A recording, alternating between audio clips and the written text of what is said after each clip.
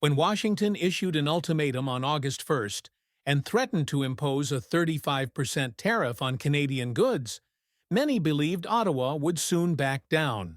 But the unexpected happened. Canada not only stood its ground in silence, but also quietly pivoted, redrawing the entire map of global trade. What lies behind that unwavering resolve? And why was Prime Minister Mark Carney able to make the White House wait, on the defensive, not signing at any cost? August 1st was drawn by the White House as a life-or-death deadline. It wasn't a technical milestone, it was a psychological blow, a coercive red line. If Canada didn't sign, if Ottawa didn't concede in the face of the looming 35% tariff, then Canada's economy would plunge into crisis, at least according to Washington's logic. But when the meeting room door in Washington closed and Canada remained silent, not a word of concession, not a hint of urgency, then all the pre-written scenarios at the White House began to fall into a vacuum. Something very different was happening. Prime Minister Mark Carney didn't come to hastily sign an agreement. He came to deliver a message. Canada was no longer the naive ally of past trade seasons. No more quick handshakes to save bilateral relations at any cost. No more bowing under pressure from the big friend to the south. We will only sign if it's the best deal for Canada. A sentence, cold as steel, but filled with strategic implications. It wasn't just a declaration of political sovereignty. It was the opening move in a prolonged psychological battle, where delay became a weapon and time an ally. Washington was used to others being in a rush. For decades, the U.S. was the center around which the rest of the world revolved. Deadlines set by America usually became irresistible truths. But in 2025, Ottawa no longer orbited in that gravitational pull. Carney understood one thing well: haste only leads to mistaken concessions. Signing a trade deal under pressure meant accepting terms that could haunt the nation for years. Looking at Canada's history, from the decades-long softwood lumber dispute to the sudden tariffs imposed by the U.S. under Trump, Carney knew that stability in trade relations with America was a dangerous illusion. So he chose the harder path, remaining silent. No loud counterattacks, no TV appearances to complain about American protectionism. No fast-tracked negotiation rounds just to chase a date on the calendar. Because Carney's goal wasn't to save the current situation, but to protect the long-term structure of Canada's economy. And to do that, he was willing to let time become a weapon against Washington's impatience. Indeed, while the U.S. ramped up pressure tactics with waves of tariffs from steel, aluminum, to cars and energy, Canada replied with just one line: "We will not sacrifice long-term strategy for a firefighting agreement." That wasn't just toughness, it was a kind of strategic intelligence, where Ottawa seemed willing to accept short-term risks to gain long-term initiative. And this move carried a broader message. Canada no longer negotiates from a lower position. They are redefining the very concept of negotiation in an era where the balance of power is gradually shifting. Within Canada, many voices had once worried that confronting the U.S. would slow growth, impact hundreds of thousands of jobs in manufacturing and exports. But Carney didn't deny those risks. He simply offered a different choice: either sacrifice strategy for a short-term fix, or endure for a while to build an independent, resilient economy. And he chose the latter. The truth is, to stand firm in a world full of volatility and competition, one cannot rely forever on a single partner, even if that partner is the world's largest economy. And in 2025, Carney is laying the groundwork for that. Not through populist slogans, but through a quiet yet highly effective diplomatic strategy. Not signing until truly ready. In this game, Canada does not move fast, but every move is calculated, and that slowness, calm and rational, is making Washington, for the first time in many years, sit down and wait. Silent weapon. Washington is noisy. Ottawa is silent. That is not a random contrast. It is a highly calculated strategy. When the Trump administration openly cornered Canada with an onslaught of statements on television, social media, and press conferences, people assumed Canada would respond in kind. Convene an emergency meeting, dispatch high-level delegations to Washington, issue fiery counterstatements to reassure domestic opinion. But Ottawa did no such thing. They did not speak. They did not argue. They were not in a hurry. Prime Minister Mark Carney understood clearly.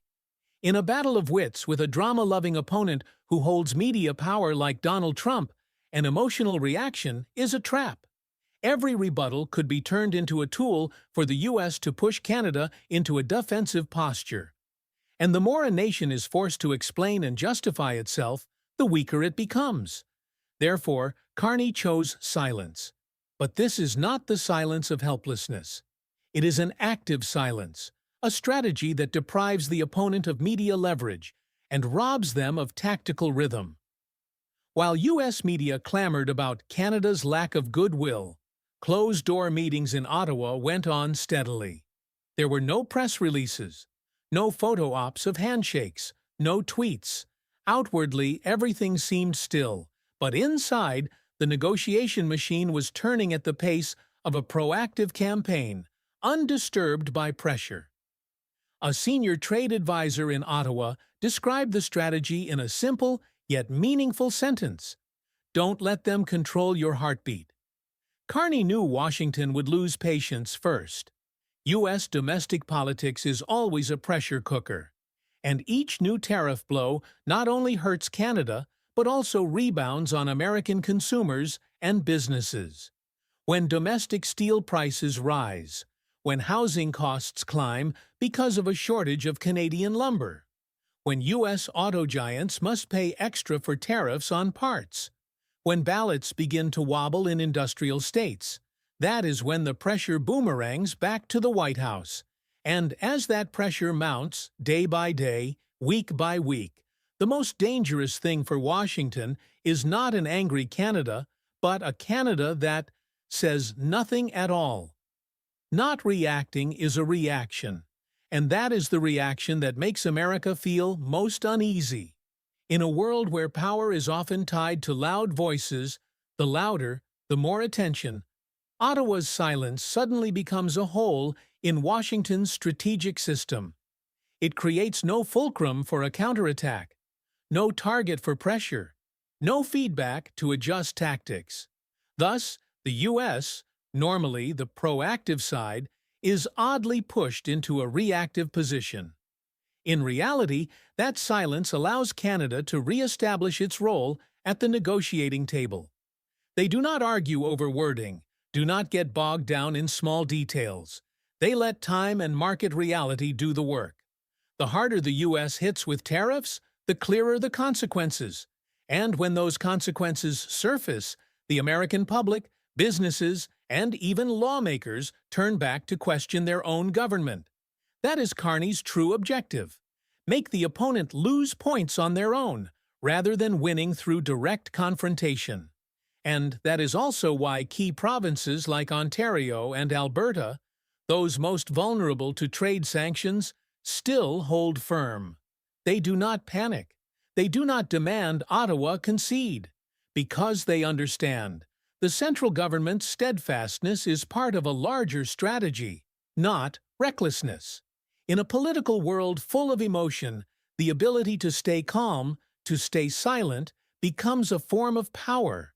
And that power is what Carney holds. When a nation chooses silence at the right moment, it is not a sign of weakness. It is proof that it has enough standing not to speak at every turn. In the game with the U.S., that is life and death wisdom.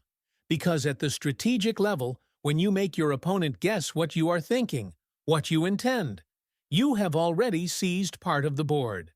And Canada, through that deliberate silence, has forced the entire United States to listen. Silent pivot. When all eyes were fixed on Washington, when U.S. media continued to swarm with threatening headlines and relentless reporting about Canada will have to sign, in Ottawa a different game board was laid out. Not on America's schedule, not within the mold of old NAFTA or USMCA agreements. Prime Minister Mark Carney was not merely slowing down to delay. He was slowing down to redirect. As the U.S. increased tariffs and traditional export routes were choked, Canada did not wait for a miracle from negotiation. They acted. In trips not splashed across U.S. front pages, Carney began meeting people who were not sitting at the NAFTA negotiation table. From Tokyo to Berlin, from Jakarta to Paris, Ottawa rebuilt the trade map, no longer centered on Washington. This was not a turning of the back on America, but a deliberate risk mitigation strategy.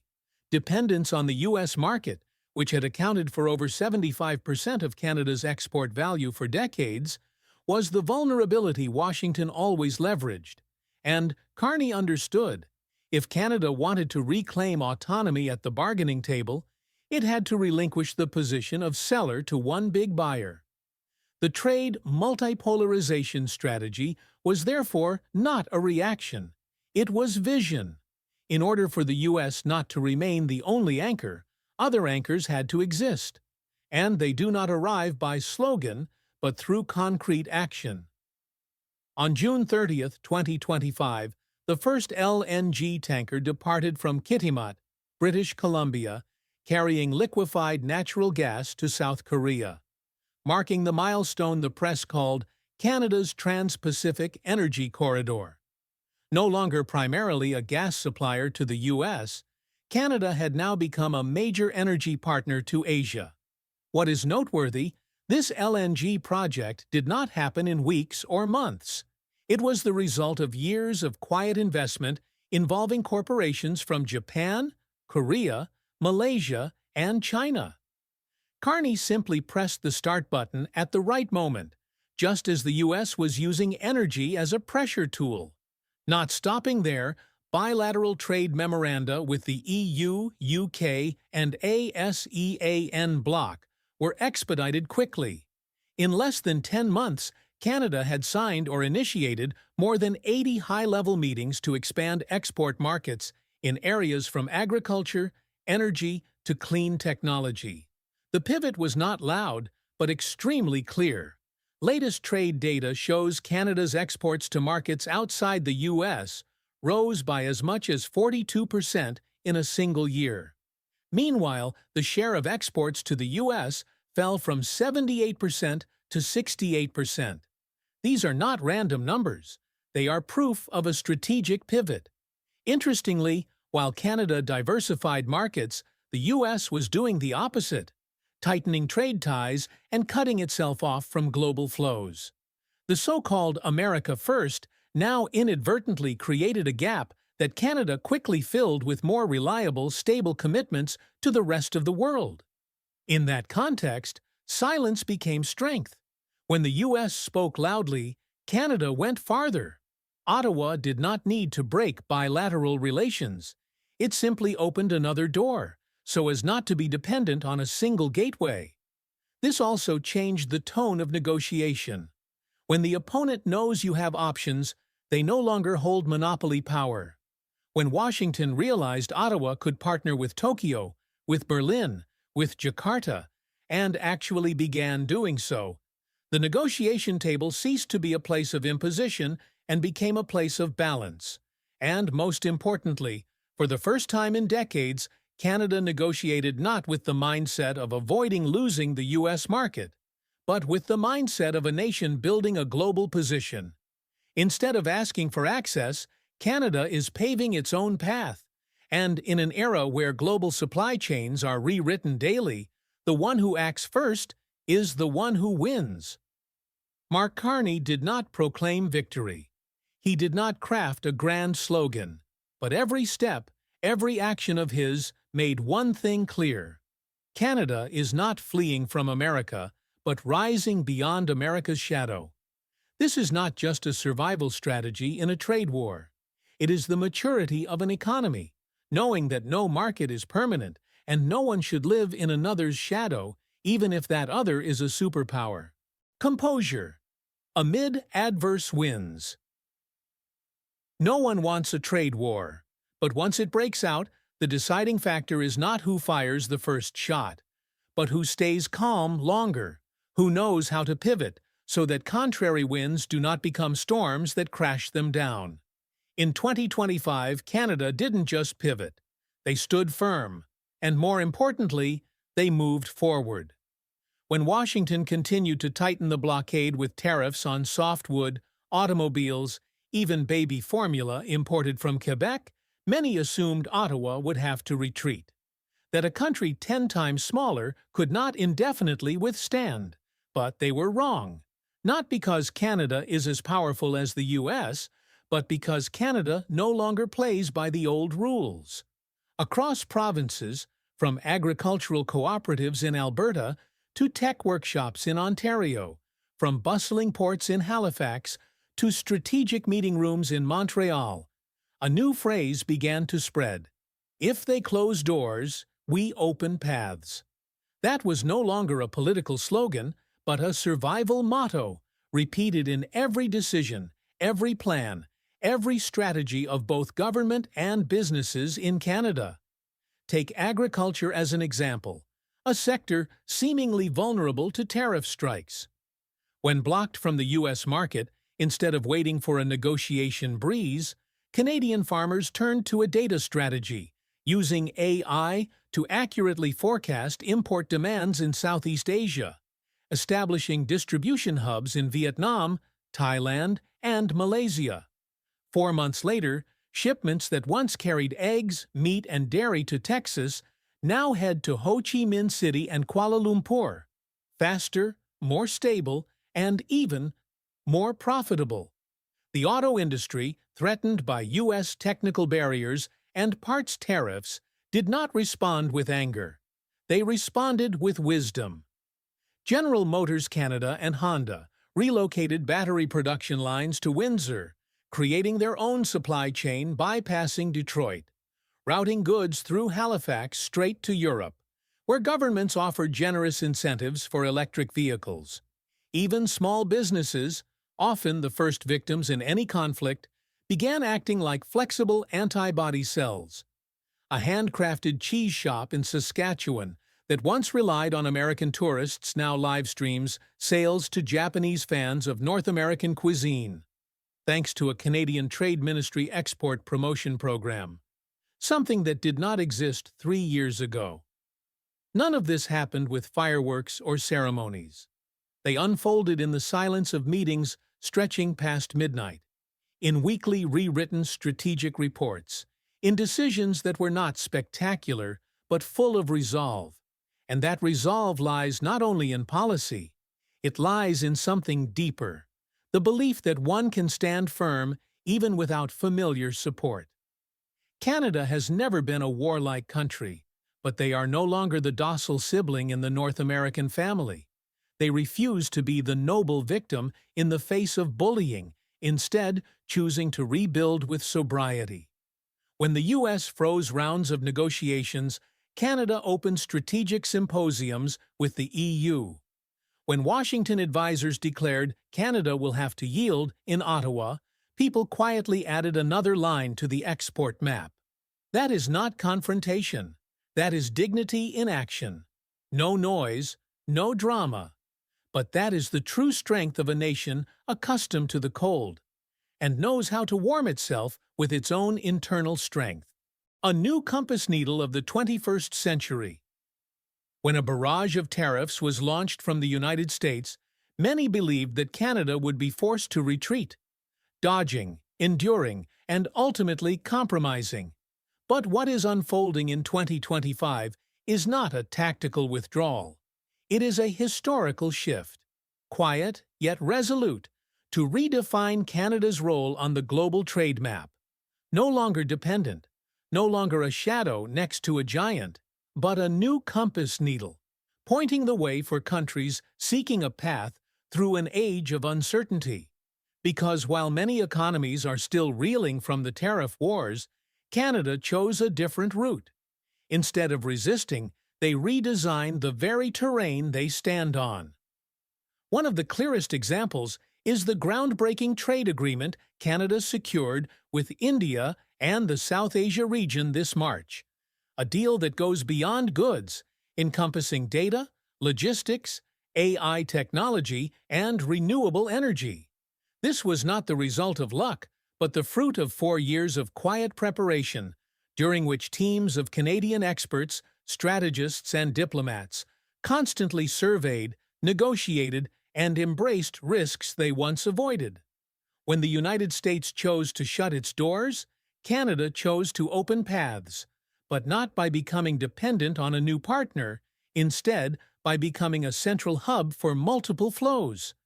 Goods from Europe to the Pacific, data from East Asia to North America, and green technology from Scandinavia to the North Atlantic. That smart transit role allows Canada to avoid chasing after geopolitical dividing lines, and instead pull the compass back for a region that has lost direction. This shift is not loud, nor marked by tough-talking media statements. It appears in the smart customs corridors of Vancouver, where thousands of containers are processed through blockchain systems within hours. It shows up in closed-door meetings in Toronto between tech conglomerates and AI research institutes from Germany, South Korea, and India.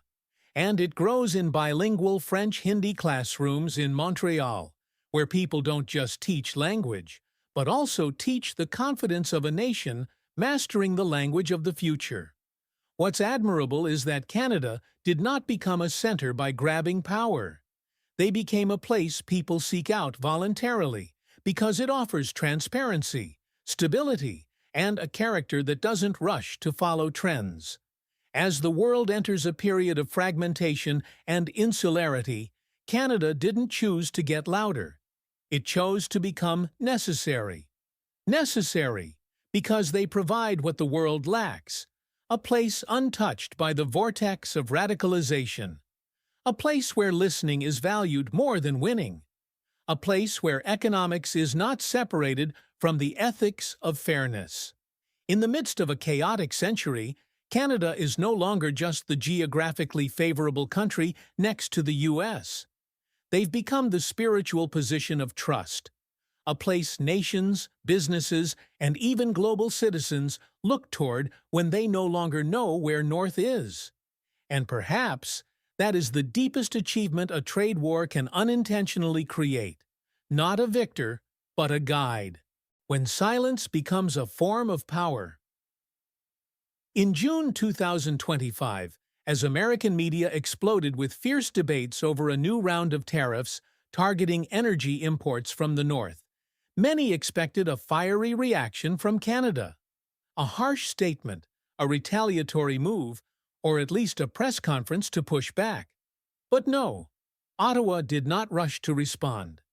In a closed-door meeting in Quebec, the Prime Minister of Canada said only one sentence: "We don't need to shout to be heard.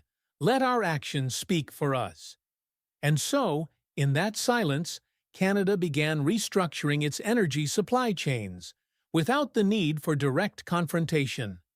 In Alberta, instead of struggling with the question of how to continue pushing crude oil southward, Canadian energy corporations turned west, investing billions of dollars into a new LNG export network through Prince Rupert, opening directly to the Pacific.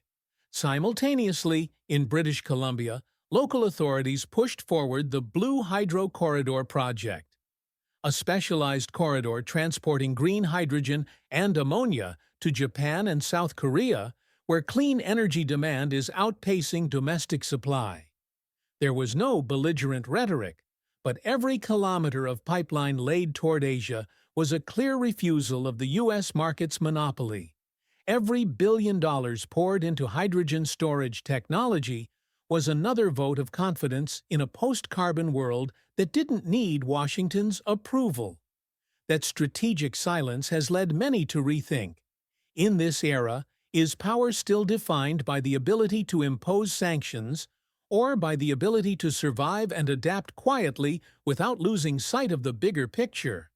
Canada understands that, in a world where egos are amplified by social media and politicized by impulse, composure is worth twice as much. No grandstanding, no instant rebuttals. Just steady building. Deliberate, methodical, purposeful. That's not just national resilience, it's the strategy of a country that knows time always sides with the patient. And this holds true beyond energy. In finance, while the U.S. increases pressure on cross-border capital flows, Canada is quietly becoming the new safe haven for ESG investment funds. Not because of low taxes, but because of stability, that intangible asset craved by increasingly volatile markets. Montreal has emerged as a new hub for green finance initiatives, while Toronto, once overshadowed by New York, is now leading in global carbon trading. In the last century, power came from speaking first. But in this fractured and chaotic era, power comes from acting first, and not needing to say too much. Canada's silence does not equate to weakness. It is a new language of soft power, unobtrusive but effective, understated but enduring. A language the world is relearning, as the loudest voices often belong to those most easily forgotten. And in that way, Canada, without needing to prove anything, is in fact proving everything.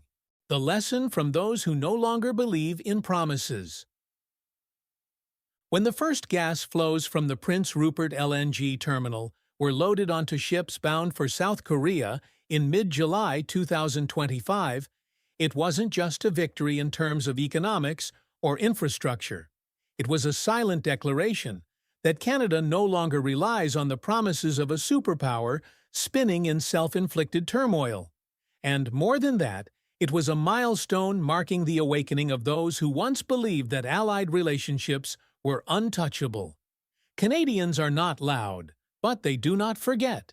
They do not forget the times successive U.S. presidents invoked national security to impose tariffs on steel, aluminum, or dairy from neighboring provinces that had stood shoulder to shoulder in every North American crisis.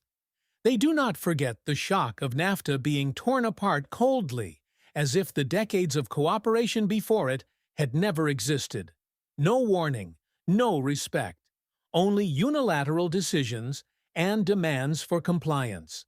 And now it is energy's turn, something Canada once believed was untouchable due to its ties to regional security, becoming a pawn on the tariff chessboard of an administration chasing votes from old industrial states. That repeated betrayal, across many terms of office, didn't just force Canada to change its strategy. It changed how Canadians feel, from trust to caution, from attachment to independence, from us to I need to chart my own path. In recent surveys published by independent research institutes in Ottawa and Vancouver, the percentage of Canadians who view the U.S. as a reliable economic partner has dropped to its lowest point in 40 years, only 31%. Meanwhile, the number of people supporting full supply chain diversification, even if it means short-term cost increases, has surpassed 70%. This is no longer a matter for governments. This is the collective emotion of a nation that was once misplaced in the picture of alliances. A businessman in Calgary once said at a closed-door energy conference, "We no longer negotiate with trust. We negotiate with backup plans." That is Canada in 2025. Not a naive country looking for promises, but an economy that has learned the lessons of past stumbles caused by placing too much emphasis on much faith in so-called natural allies. And that lesson is now being taught inside the classroom of the marketplace. Canadian companies now include withdrawal in case of sudden policy intervention, clauses in long-term contracts with the U.S. major banks in Toronto, no longer place blind trust in the stability of the U.S. dollar for long-term swap agreements. Universities are expanding dual-degree programs with Europe and Asia, reducing dependence on international students from the U.S. This is a restructuring that requires no announcement, but is crystal clear. Canada does not need to say it no longer believes. The way it acts says it all. And in that context, the world is beginning to listen to a different kind of language. Not the language of promises, but of resolve in how a nation learns to stand tall after being left behind. Because in the end, promises are just passing winds, without the memory to retain the lesson. And Canadians, who once believed in promises, have now become the ones rewriting the rules of the game through the very losses they have endured.